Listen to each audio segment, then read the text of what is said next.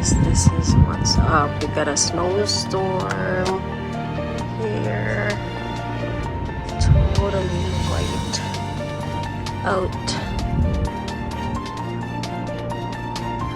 Be safe out there, you guys.